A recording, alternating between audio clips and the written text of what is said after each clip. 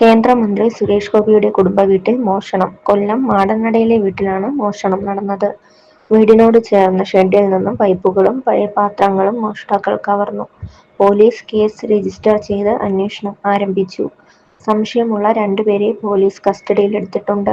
ഇവരാണോ മോഷണം നടത്തിയതെന്നതിൽ വ്യക്തത വന്നിട്ടില്ല.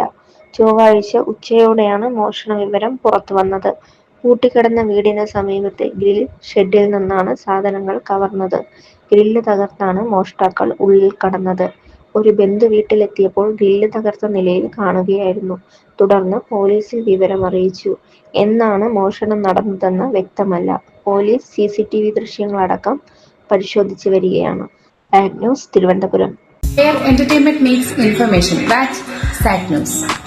നേരിന്റെ വാർത്തകൾ നിങ്ങളുടെ വിരൽത്തുമ്പിലെത്താനായി സാഗ് ന്യൂസ് ചാനൽ സബ്സ്ക്രൈബ് ചെയ്തും ഷെയർ ചെയ്തും ഒരു ശരിയായ മാധ്യമ നിലപാടിനൊപ്പം നിൽക്കാൻ ഞങ്ങൾ നിങ്ങളെ ക്ഷണിക്കുന്നു.